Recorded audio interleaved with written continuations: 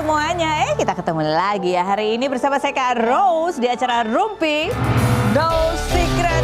Wah, ditemani oleh Daniel di pojok sana dan tentunya sudah hadir beberapa bintang tamu yang akan berbagi ceritanya. Yang pertama ada Pinkan Mambo. Hai Bu. Ini kita mau undang karena kita mau nanya, sekarang Pinkan itu punya kontennya nyanyi di pinggir jalan gitu ya Pinkan ya. Ala-ala kayak waktu kamu di Amerika itu ya. Iya. Terus ada yang pertanyaan orang yang nanti aku mau tanya juga ke kamu. Udah nggak jual donat lagi? Nah nanti jawabannya ya. Kita ke pojok dulu untuk membahas apa yang lagi ramai juga di luar sana. Menarik perhatian publik, menarik banyak sekali komentar baik itu untuk hal-hal yang datang dari dunia nyata maupun dari dunia maya. Ini berita dari dunia kerja kayaknya ya gitu ya. Jadi Prilly kemarin itu mengunggah video permintaan maaf. Ada apa sih? Kenapa tiba-tiba Prilly minta maaf? Gara-garanya kemarin itu sempat lah, itu kayaknya bagian dari campaign sebuah produk. Prilly itu buka apa sih namanya akun LinkedIn gitu ya. Jadi kayak ya dia kayak itu menghubungkan antara seseorang dengan opportunity pekerjaan gitu. Jadi seorang Prilly atau konsinya seolah-olah dia kayak nyari kerjaan gitu, dan itu kayak banyak tuh tawaran-tawarannya, iya kan? Tapi ya akhirnya ternyata malah juga ada orang yang merespon negatif gitu, karena dianggap pick me banget sih gitu ya kan. Prilly pick me banget sih, terus Prilly tuh kayaknya nggak sensitif banget sih kampanyenya kayak begini di tengah memang kondisi banyak orang yang masih kesusahan untuk mencari pekerjaan gitu ya. Nah seperti apa permintaan maaf Prilly, kita lihat yang berikut ini. Nih mungkin orang tadi ada yang bertanya, emang salah ya begitu ya? Ya mungkin sebenarnya juga nggak salah ya, cuman dianggap kan udah Prilly, mungkin ya kan, makanya tadi statementnya Prilly kan aku mengerti kondisi dia tidak sama dengan, atau dia posisinya atau kondisinya beda lah sama orang-orang lain. Dia kan udah dikenal sebagai pemain film yang cukup terkenal gitu kan, banyak lah karya-karyanya di luar sana. Tiba-tiba dia ngambil pekerjaan yang lain-lain tapi hanya untuk sekedar kampanye sebuah brand gitu. Jadi dianggap kayak kurang sensitif karena itu tadi, karena banyak yang nawarin kerjaan ke Prilly. Coba kita lihat nih salah satu kontennya Prilly, A Day in My Life setelah Open to Work gitu. Open to Work di komentar netizen, coba kita baca yang berikut ini adalah, are you sure for keep this campaign? Ini pada saat dia campaign itu ya, Open to Work itu. Yang berikutnya, now our struggle turn into their marketing gitu. Aduh, ini terjemahan bahasa Indonesianya adalah, oh jadi sekarang perjuangan kita itu mereka ubah menjadi cara mereka bermarketing, memasarkan produk ya gitu. Jadi kayak merasa ada yang mengolok-olok kondisi gitu. Yang berikutnya ada lagi, she's mocking the most people biggest struggle and they think it's a great marketing idea. Come on, aduh ini yang komen bahasa Inggris semua, mungkin karena LinkedIn ya. Jadi ini salah satu tulisannya aku terjemahin secara bebas ya. Oh kayaknya dia itu ya tadi mengolok-olok hal yang buat banyak orang itu adalah sebuah struggling tuh ya, perjuangan banget itu untuk mendapatkan pekerjaan, dan mereka pikir itu sesuatu yang keren banget itu menjadikan hal tersebut, perjuangan orang cari kerjaan itu sebagai marketing. Yang berikutnya ada lagi, permasalahan terbesar di negara kita malah dijadikan jokes sama mereka yang katanya berpendidikan tinggi itu. Miris gitu. Yang berikutnya komentarnya yang lainnya, sorry di tengah badai layoff dan susahnya orang cari kerja untuk survive, iklan produk itu dan Prilly menurutku kurang etis. Marketing ya marketing, tapi bisalah berempati dikit. By the way, gue bukan jobless, tapi lihat beginian rasanya kayak sakit hati. Tuh, ada lagi komentarnya. Yang berikutnya lagi, aku nyari letak salahnya di mana, ternyata kebahagiaan seseorang bikin orang lain sakit hati, tanda tanya gitu. Yang berikutnya ada lagi, tapi Pril, aku makasih loh sama kamu karena kamu open to work, jadi tahu kalau sebenarnya lowongan kerja di negara kita itu bukan nggak ada, tapi ya gitu deh gitu. Maksudnya gimana? Ya gitu deh itu ya. Yang berikutnya ada lagi, kamu nggak salah, cuman situasinya 19 juta kerja itu hal fana yang dikeluarkan. Emang ada berapa sih tawaran kerjaan buat Prilly waktu itu? Banyak Pak. Banyak. Soalnya dia Prilly gitu. Ya mungkin maksudnya gini kali ya, kalau yang nawarin kerjaan kan gitu. Ih Prilly, bisa kali ya gitu. Iya maksudnya kan Prilly itu mungkin udah punya apa sih kekuatan sosial, dia nggak punya kekuatan sosial gitu ya. Jadi kalau dia hire dia, ya itu bisa menguntungkan si penawar yang memberi pekerjaan gitu. Gitu sih ya, kasihan juga sih. Karena kan ini bagian campaign ya, bukan baunya Prilly kali ya. Apalagi kan sebelum campaign itu Prilly baru mengumumkan bahwa dia keluar dari Sinemaku. Jadi seolah-olah kayak dia keluar terus dia nyari kerjaan gitu. Aduh aku nggak bisa komentar ya, takut Takut menyinggung juga. Tapi ya kalau yang namanya orang cari kerja apapun ya, selama itu halal ya, itu kita harus beri semangat, apresiasi. Contohnya salah satunya itu adalah Pinkan Mambo. Dia bikin donat sambil nyanyi. Sekarang dia nyanyi sambil wah segala macam dilakuin. Kita lihat dulu profilnya berikut ini. Oke. Ya, kita menuju ke Pinkan Mambo. Tapi Hai Kak. kamu kan kemarin bikin konten nyanyi di pinggir jalan gitu ya. Kamu dimarahin sama orang-orang juga nggak? Ini udah seorang Pinkan Mambo ngapain juga nyanyi di pinggir jalan gitu? Enggak sih, kemarin karena aku nyari, kita kan juga tanya-tanya dulu gitu. Tapi kadang-kadang nggak nanya juga sih. Kayak kemarin aku di sebelahnya tukang pisang goreng gitu. Terus aku nyanyi di situ karena aku emang nyarinya masuk kampung Kak. Emang aku nanti bukan gitu, nanti lebih kayak ke warga gitu, maksudnya ngamen, emang aku tuh kerja gitu. Sebuah konsep ini ya, ini ide kamu sendiri? Iya, ide aku sih dari awal, cuma Arya nambahin juga, ayo kenapa enggak, aku kan punya speaker itu, tadinya pinjem speaker dia gitu. Coba seperti apa sih, kita lihat yang berikut ini. Temponya salah, Arya. Arya temponya kemana ya? Iya, gimana mau disawer, A-nya telat loh. Kan kamu nyanyinya tuh kalau kita lihat ya, di video itu kan lokasinya malah lagi macet gitu, itu nggak bikin tambah macet ya? Iya, makanya kita udah nggak di situ lagi, jadi kita cari tempat yang aman gitu. Ditegur nggak?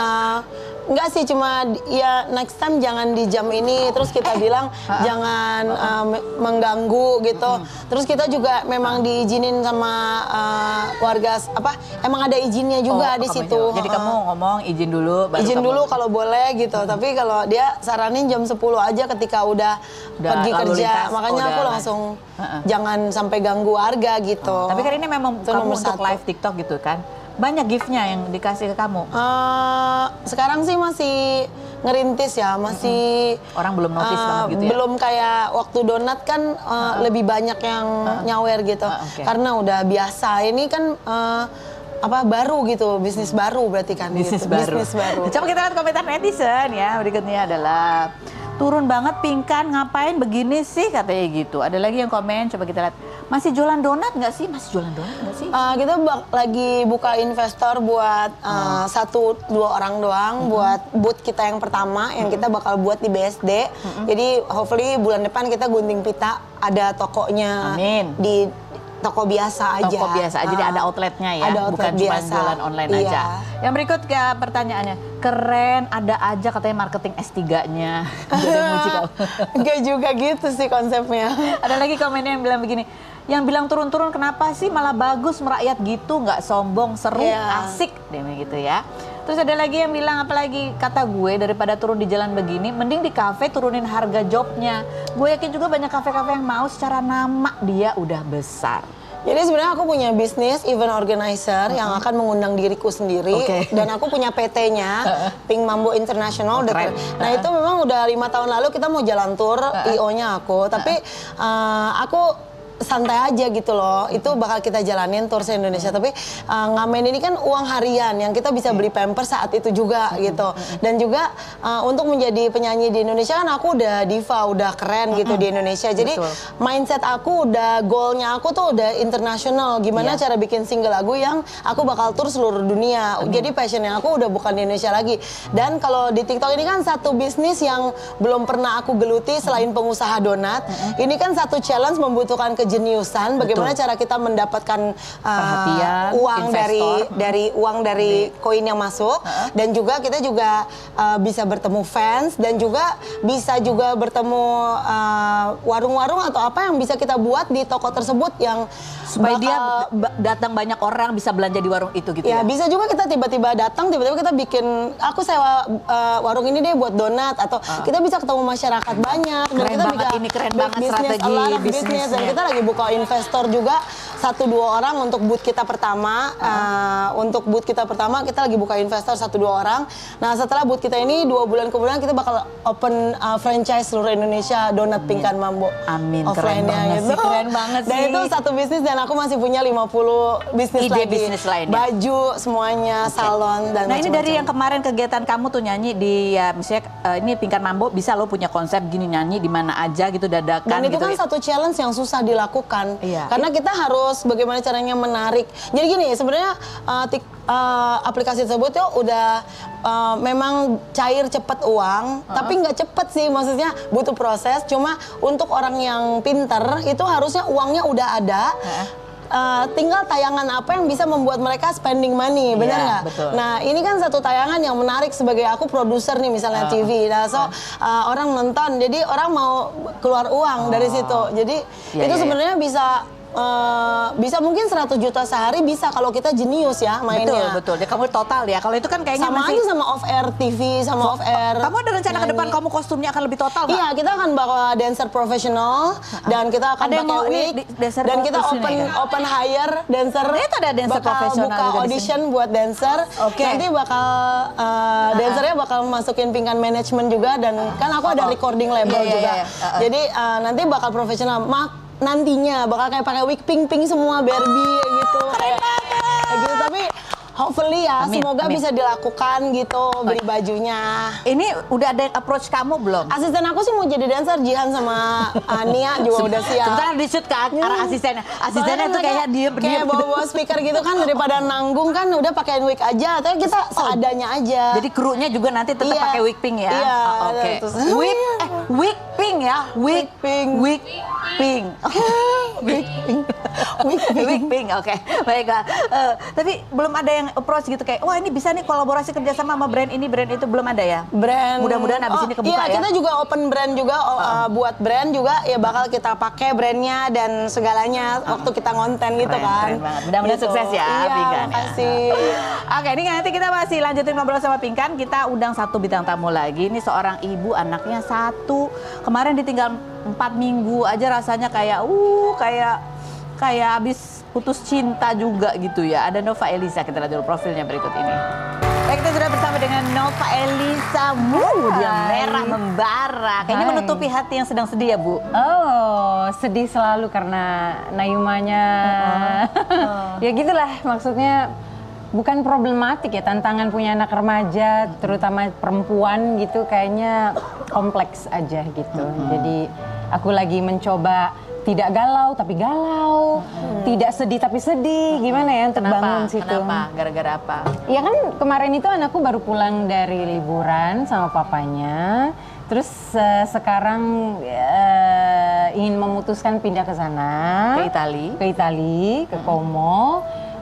Ya aku tahu dia one day itu akan keluar rumah, aku tahu karena ngikut papanya gitu. Gimana pun aku berusaha untuk mengisi porsi papanya, pasti nggak akan mungkin sama dengan bapaknya, memang ada gitu kan.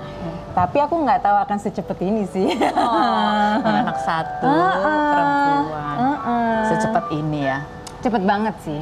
Oke, ini ada video postingan bersamanya dengan Naima. Kita lihat yang berikut. Postingan, video postingan ya. Rindu anak ini yang waktu ini curahan hatinya Nova Elisa ketika baru ditinggal liburan ya. Naima lagi liburan sama papanya, ini 3 minggu tapi rasanya kayak 3 tahun. Padahal baru hari ke-7 hampa. Kalian gitu juga nggak sih gitu? Apa yang terjadi tuh pada saat anak pergi itu? Kamu apa yang terjadi dengan kamu? Nangis? Kayak empty aja gitu, rasanya kosong gitu. Mungkin karena aku sama Naima tuh 17 tahun tuh nggak pernah pisah ya gitu. I mean, maksudnya tuh laki-laki datang dan pergi, tapi anak kan selamanya gitu menetap.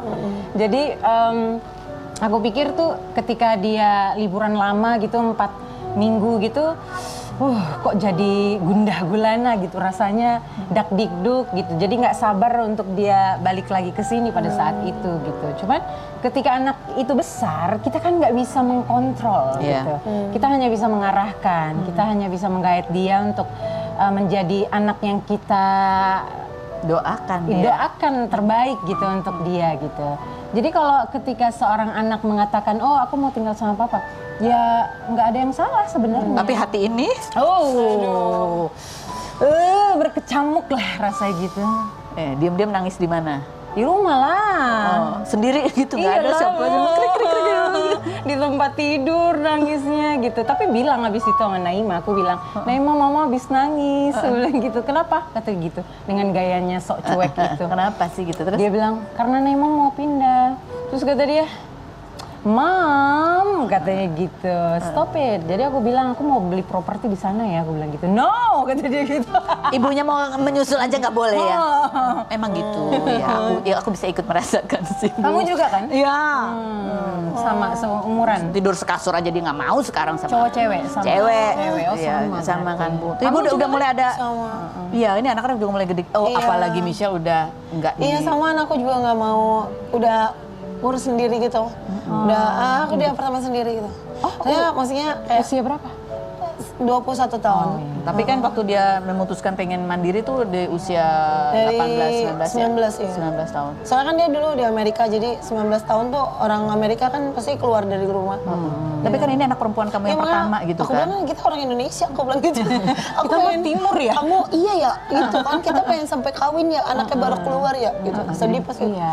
Sedih pasti itu Kak ngalamin. Kamu ngalamin yang ya? Kakak itu rasain. Tapi kan kalau kita lihat Pink kan karena kamu ceria, kita nggak tahu bahwa itu yang kamu rasakan sebenarnya. Oh iya banget, iya. Tadi aja, iya. Kayak WA kita nggak dibalas aja karena dia sibuk gitu. Terus sometimes ya, like mom and teenage daughter kan kayak punya apa gitu yang kita miskom ya, ada aja gitu. Jadi kayak kita, mami udah transfer uang makan gitu. Tiap hari transfer, kata Arya, kamu transfer terus tapi ini nggak ada jawabannya. Aduh, sakit Ngenes lah. ya? Sampai, iya gitu, udah nggak bisa dibahas lagi. Nggak apa kok, dia baik-baik aja gitu. Kayak gitu. Aku cuma, Mom ya. Sama. iya kan?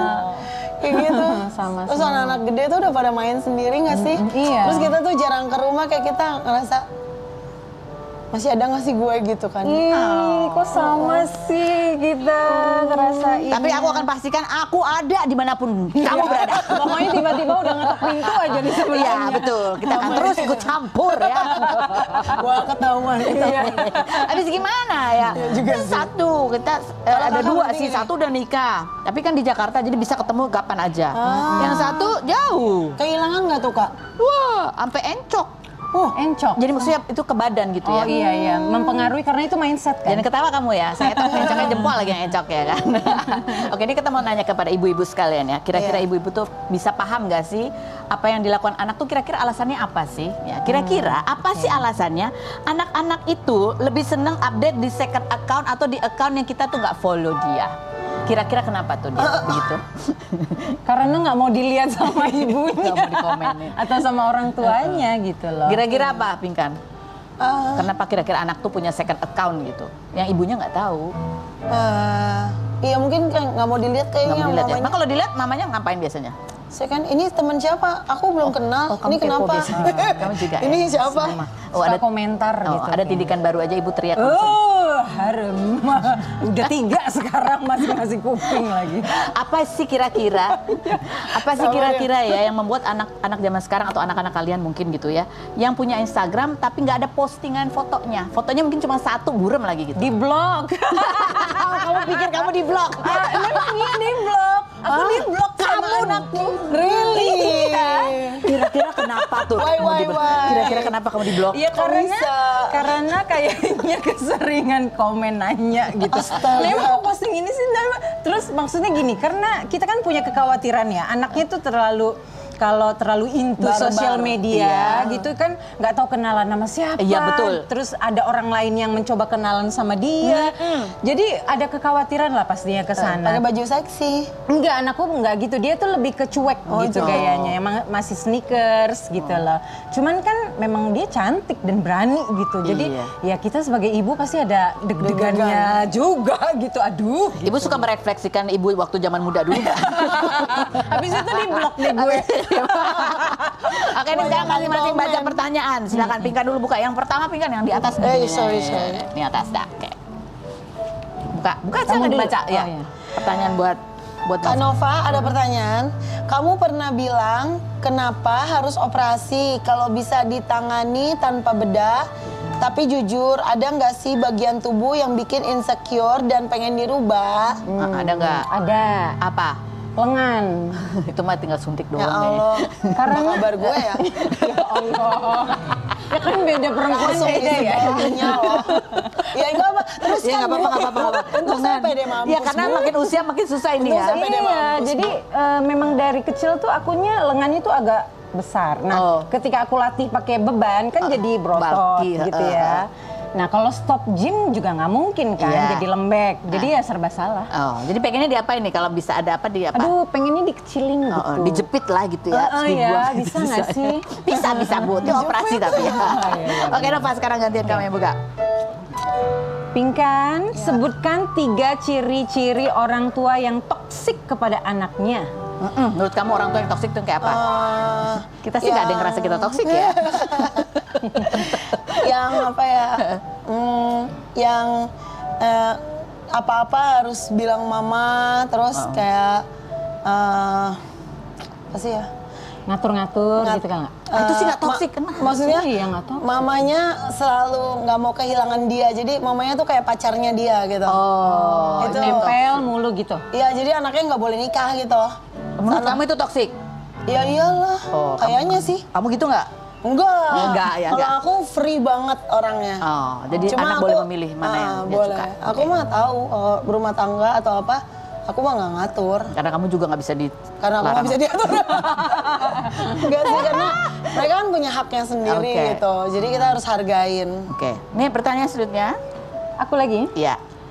Pinkan, sebutkan 3 cara supaya orang yang citranya dinilai kurang baik bisa kembali diterima. Menurut aku dari orangnya sendiri yang harus berubah gitu. Nggak bisa kata orang, kita mah nggak bisa ngerubah orang menurut aku. Betul, nggak bisa pandangan orang kita nggak bisa ubah. Nggak bisa, Tapi kita dari nggak bisa ngerubah. Aku mau rubah Kanova, itu nggak bisa. Jadi harus dari kita. Harus ngapain jadi? Harus ngapain tuh? Ya, Berubah. Harus berubah. apanya? Apa yang harus dilakukan berarti? Oh, kita misalnya kayak aku jadi istrinya Arya gitu misalnya. Kita harus banyak ngalah. Oke. Jadi kita harus di dunia ini, nih aku ketemu penemuan bahwa di dunia ini itu semuanya itu banyak yang nggak enak. Jadi kita itu harus tahu semuanya nggak enak. Jadi kita slow aja. Jadi kita maafin aja kalau orang bikin salah. Kita tetap baik. Which is itu sakit kan? Gak gue jambak aja syukur gitu. Iya Oke, dong. kita akan bahas yang setelah yang berikut ini ya. Jangan kemana-mana, tetap di Rumpi.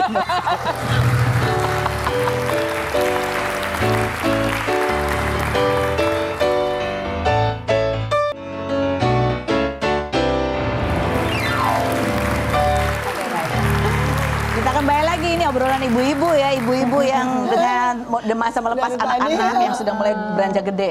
Oke, kalau tadi kan Nova udah tanya, Pinkan sekarang tanya buat Nova. Oke. Ya. Kak Nova, Iya. bagaimana cara kamu mendidik anak-anak agar tidak mudah luluh oleh kebaikan laki-laki, apalagi yang usianya jauh di atasnya? Bukan kebaikan ya, maksudnya manipulasi kali maksudnya. Iya. Jadi aku sering ngobrol deep talk sama anakku. Dan aku juga mendorong anakku tuh sering ngobrol sama papanya. Oke. Gitu, supaya kan papanya figurnya ya figur seorang ayah, harus sering-sering ngobrol sama anak perempuannya supaya kebutuhannya dia tuh terpenuhi. Jadi anaknya tuh nggak nyari di luar. Gitu loh. Makanya aku sering bilang sama mantanku, Wan, ya gimana pun kan kita harus dewasa ya kalau soal anak. Bilang harus sering-sering ngobrol sama anaknya gitu. Karena anak perempuan sama ibu pasti ada masa-masa clash-nya gitu. Itu udah umum gitu.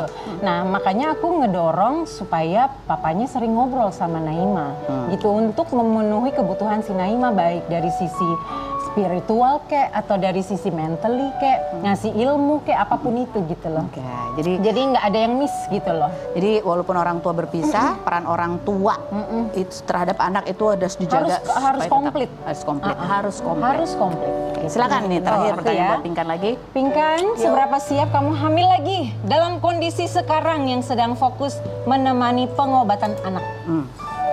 Siap Kamu banget. mau hamil lagi? Mau banget. Pengen punya Berat badannya sampai tinggi. Anaknya 5. Kalau bisa 20 lagi. Serius? Iya, tapi belum jadi-jadi. Gak tahu nih suami aku kenapa, apa akunya kenapa, salah belok apa gimana. Iya. Tapi siap ya. Iya. Oh, ada videonya Pinkan sedih pas iya, tes kehamilan masih belum berhasil. Iya. Coba kita lihat kemarin yang berikut. Aku telat. Oke, lihat. Pinkan nanti misalnya kamu hamil lagi nih, sebenarnya kan kamu lagi giat cari cuan tuh ya kan. Terus kamu kan tetap kerja itu kalau nanti. Kerja malah seru. Nanti jadi gendut bisa buat konten lucu. Karena kamu sudah sering seperti itu ya. Sering Karena- maksudnya sambil hamil tetap kerja itu sudah sering kamu Karena lakukan? nggak ngaruh, aku udah badak, udah keseringan susah hidupnya. Tapi Jadi aku aku salut loh sama mau dia mau ini. pakai hamil ke, mau enggak ke, aku kerja. soalnya kan Arya kan kasihan nggak dikasih anak sama aku. Mudah-mudahan Soalnya dia ya. pengen punya anak. Dari kamu, Kan dari aku kan Arya. cinta sama dia, jadi aku pengen kasih anak. Oh, ya mudah-mudahan yang terbaik ya. Abis ini mudah-mudahan. Iya, tapi nggak tahu masih bisa apa enggak. Kemarin aku telat 1 bulan, tapi aku nggak tahu itu hamil atau menopause. Oh, gitu. Ya dicek ke dokter lah. Ya terserah Tuhan aja. Nah ini ngomong soal anak-anak nih, ada anak-anak, aduh lucu banget ya, umur 5 tahun tapi dari sejak 4 tahun tuh udah belajar pencak silat.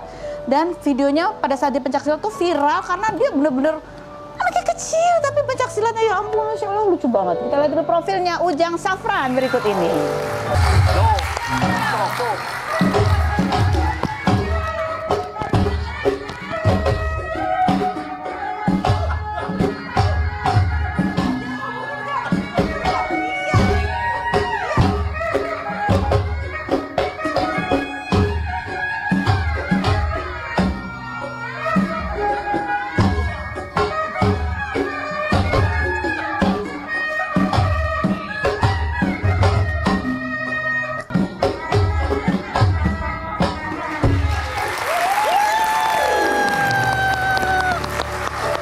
Tas dulu. Keren banget sih Ujang. Ya. Aku mau dicolek sama Ujang. Ujang, keren banget sih Ujang. Capek nggak? Enggak. Capek. Mau minum nggak? Mau minum? Mau minum apa mau makan? Minum. Oh, mau minum. Tolong air. Ya ampun. Kamu pintar banget sih Ujang. Ujang, nih minum dulu. Ujang, katanya kamu selain pencak silat, kamu juga suka joget ya? Iya, suka joget. Jogetnya kayak pakai lagu apa? Lagu apa? Lagu apa? Gerong deui. Gerong deui, Oh, gerong deui. gerong-gerong. Gerong-gerong. Kalau pakai lagu lain bisa juga nggak? Bisa. Bisa. Om Daniel ada nggak lagu apa gitu, kek? Ya, Lagu ajeb-ajeb, coba lagu ajeb-ajeb. Ya, kalau pakai lagu ini gimana nih? Jogetnya gimana? Nggak ngerti dia. Dia nggak ada geblak gitu ya, gitu ya. Tapi kamu katanya jago main itu. Main apa? Main alat musik jago. Main apa sih? Main kendang. main gendang. Gendang. Main kendang bisa, keren banget. Bisa main kendang. Sama apa? Labana. Labana. Ujang, kamu nanti kalau gede mau jadi apa sih, Jang? Tentara. Hah? Mau jadi apa? Tentara. Oh, mau jadi tentara, keren banget. Spiderman. Oh, gitu ya. Terus kalau mau jadi tentara, dia suka nyolek gitu. Ini bersama Pak Odot. Pak Odot Iya. ini pelatihnya Iya. dari Padepokan Sinar Sinar Siliwangi. Siliwangi. Ini sama ibu ya, ibu. Ibunya nih. Iya. Buan ibu, waktu hamil dulu hidamnya apa, Bu? Enggak, biasa aja. Biasa aja. Ini anak Keempat. keempat. Ini dari 4 anaknya, cuman Ujang aja yang kalau denger musik apa langsung pengen Iya. gerak. Iya. Jadi dari kecil kan waktu denger lagu tuh dia pengen gerak gitu ya? Iya. Itu geraknya udah gerak pencak silat, Kalau masih kecil banget mah joget-joget biasa aja. joget-joget biasa. Pas usia 3 tahun setengah, Baru apa? kayak niruin gerakan silat. Kayak niruin gerakan silat, makanya kemudian belajar pencak silat. Iya. Nah ini kita mau tanya sama Pak Odot nih ya, Iya. Pak Odot. Ini kan dia belajar dari umur 4 tahun ya Iya. kira-kira. Murid termudanya Pak Odot itu umur berapa? Murid termuda ya ini. Ini termuda? Ya, Ujang Japran. Waktu pertama ikut latihan 4 tahun ya. 4 tahun termuda. Apa sih tantangannya nih kalau ngajarin anak 4 tahun belajar pencak silat? Ya, tantangannya gitu seperti tadi. Waktu moodnya hilang gitu, nangis gitu. Oh. Waktu mau manggung, moodnya lagi bagus. Pas mau naik panggung, moodnya turun, nangis gitu aja tantangannya. Jadi harus dijaga, Iya. dia nggak boleh capek, Iya. harus udah makan, udah minum gitu ya. Tapi sebenarnya idealnya umur berapa sih anak-anak itu bisa mulai belajar pencak silat? Kalau idealnya kelas 3 SD. 3 Ideal, SD 3 itu SD, ideal. 12 tahunan.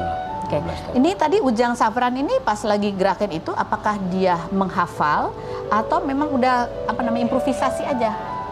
improv terus dikasih hafalan. Oh, ada jadi gabungan. Iya, digabung. Oh. Kasih hafalan sama improv, dia kalau lihat-lihat video gitu. Itu bisa hafal dia? Bisa hafal. Oh, iya. Makanya kalau dikasih musik agak yang kenang-kenang pasti langsung goyang. Oh, langsung goyang. Nanti kita cariin ya. Iya. Ada geblak ya. Tapi kita mau lihat dulu ini seperti apa sih kompilasi Ujang Safran ini pencaksilat. Berikut ini kita lihat.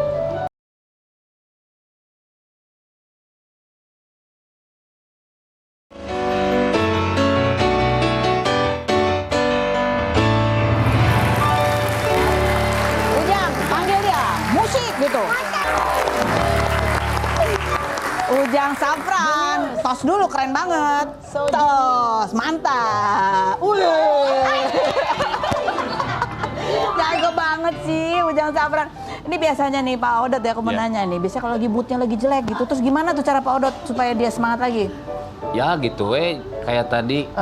Beliin Ngebujuk, apa gitu, gitu. coklat apa Iya, gitu ya. Tuh lihat kalau mukanya mana juga gitu aja. Bu Ani kalau di rumah gitu, dia tuh kebiasaannya apa lagi selain kalau dengar musik selalu pengen goyang, joget dan silat? Paling ya gendang-gendang gitu. Oh, main gendang gitu. Rebana kalau misalnya ada kegiatan di sana gitu. Suka ikutan. Oh, suka ikutan. Jadi anaknya emang aktif gitu ya. Iya. Emang sehari-hari suka ngelihat itu ada pencaksilat atau apa gitu, dia suka nonton. Suka nonton. Siapa yang ngasih memperkenalkan dia pencaksilat? Dulunya cuman joget-joget aja, cuman kayak gerakan Gerakannya kayak silat. silat gitu Jadi ya? diputerin Oh, oke. musik silat. Pak Oda tadi cerita, ini karena videonya viral, orang ngira itu AI ya? Iya, banyak yang bilang gitu. Karena kan ekspresif ya. Iya. Menurut Pak Odot nih, murid-murid Pak Odot ada yang emang harus ekspresi gitu Pak kalau Iya, pencaksilat? Iya. Ya harus gitu, ekspresi kayak gitu. Pak Odot kayaknya ekspresinya datar aja. Biasa aja. Kalau Pak Odot ekspresinya Pak Odot coba lihat Pak. Weh. emang harus gitu ya Iya, Pak ya. harus gitu Pak. Nah itu katanya juga nih karena kemarin videonya viral sempat dihubungi sama Wakil Menteri Iya, Kebudayaan. sama Pak Giring. Pak Giring nggak Iya. bisa. Bilang apa Pak Giring? Mau nyempetin datang ke Padepokan Sinar Siliwangi, mau datang ke Kata Padepokan. Katapang, iya, Oh, ke Bandung. Ke Bandung, tapi belum. Belum, katanya lagi dijadwalin. Lagi dijadwalin. Terus siapa lagi yang juga sudah menghubungi nih kalau yang ini kan dari Jawa Barat gitu? Banyak sih, cuman yang baru-baru ya itu ya, Wakil Menteri itu. Wakil Menteri. Oke, komentar netizen juga kita baca nih ya. Bunyinya seperti apa sih komentarnya? Komentar netizen satu aja. Tulis. Mudah-mudahan jadi aktor film kayak Iko Uwais. Amin. Hah? Tahu nggak Iko Uwais? Tahu nggak? Enggak tahu, enggak tahu. Ya nggak apa-apa. Ujang Safran, makasih ya. Udah datang di sini, Sama-sama. kita udah Ibu terima kasih sudah hadir Bu ya, Pak. Ya. Terima kasih sudah hadir juga. Pinkan, Nova Elisa, makasih sudah berbagi ceritanya Makasih, kita hari Kak ini ya. Makasih Rumpi. Iya. Mungkin kamu bisa kolaborasi nanti sama Ujang Safran ini kalau lagi gitu ya. Kita ngamen di jalan ya. Siang dan malam aku. Kata dia. Kita terima kasih juga buat Anda yang sudah bergabung ya. Kita ketemu lagi setiap hari di acara Rumpi No Secretnya.